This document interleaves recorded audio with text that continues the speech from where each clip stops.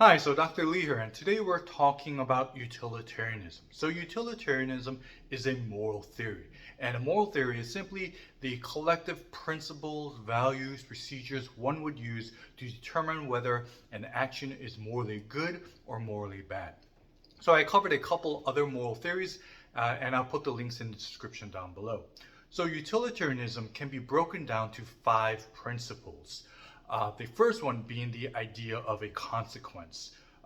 So you look at an action and you look at the result of that action or the consequence of the action. The consequence of the action will determine whether the action is morally good or morally bad.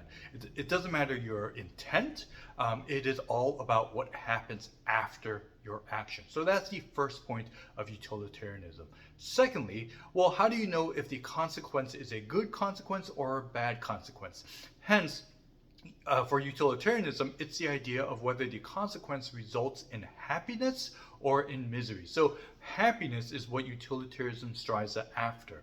And it's the idea that if the action results in an increase of happiness, then that action is morally good.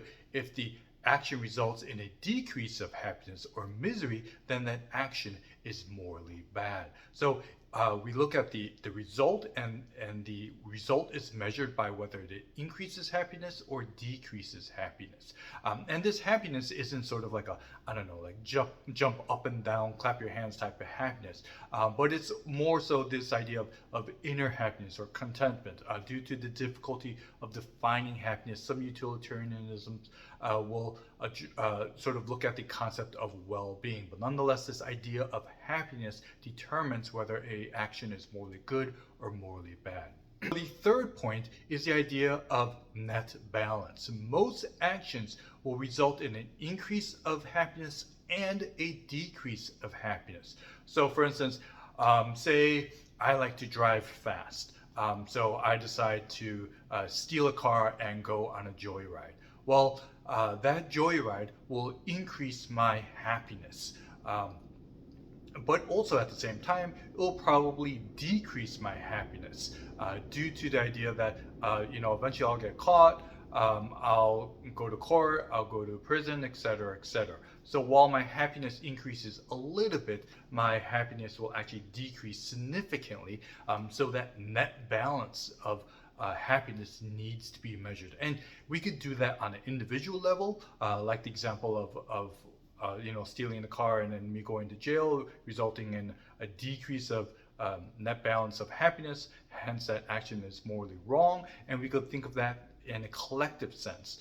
So when I don't know, again, steal that car, right? My happiness goes up a little, but the owner of that vehicle, their happiness goes down much lower. And then also you have to factor in other people collectively, say like society or things like that. So when doing so, we have to look at the net balance of how that action results in an increase of happiness, but also a decrease of happiness, and figure out, what is the true result, the true net balance of that. Speaking about other people, that brings us to the fourth point of utilitarianism, which is the moral community.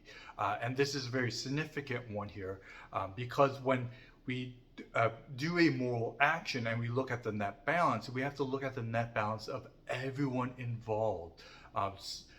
So again, back to that stealing of the car, we have to look at the net balance when it comes to myself, the car owner, the law enforcement, society as a whole. So pretty much everyone involved in your action, everyone that's impacted by your action, that's all part of the moral community. Anybody who can suffer, that is all part of the moral community. Utilitarianism is creating a moral theory that does not get to prioritize yourself over somebody else, right? Your happiness is not any more significant than anybody else just because you're the person doing the action. Rather, everyone's happiness, everyone's well-being collectively needs to be considered when figuring out whether an action is morally good or morally bad.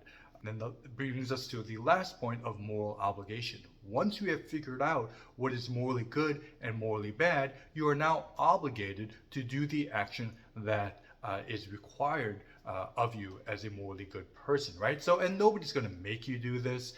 This is all up to you, but it's the idea that if you want to be a morally good person, now that you know what is the morally right thing to do, you should now then go ahead and do it, right? If you know what is the morally right thing to do and you don't do it, that's an immoral person.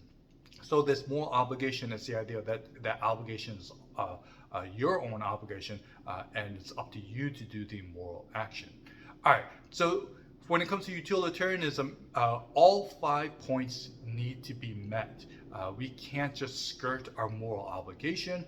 We can't skirt, say, the moral community, right? Think about all the immoral, unethical things that we could justify when we prioritize ourselves over against other people. Utilitarianism is saying, no, we have to include all 5 of these points, including the moral community.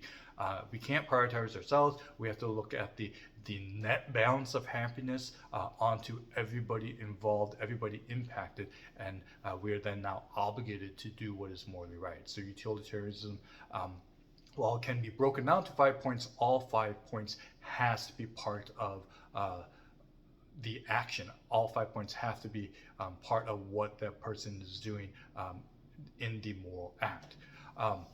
One of the advantages of utilitarianism, even if you aren't a utilitarian, is the idea that it teaches us that many of our actions has moral worth and moral consideration when we didn't necessarily think it does. So say something as innocent as buying a chocolate bar, right? Because we like chocolate. Well, utilitarianism shows us that buying of chocolate, as innocent as that may seem, has moral worth, has moral consideration because of the impact on the moral community.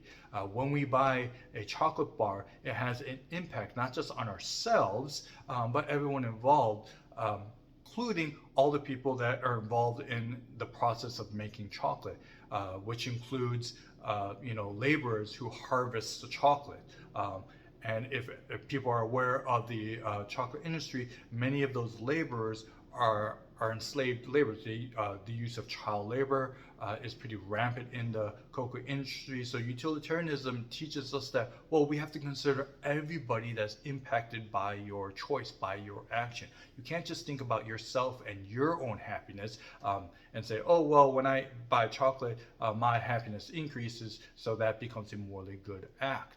No, it's the idea that utilitarianism is saying that we have to look at everybody involved. We have to look at the entire moral community. And by doing so, we realize that many of our actions that we think don't really have any moral worth, in fact, do have significant moral worth because of the consequences of our action. So that's utilitarianism. If you do have any questions, please ask them down below.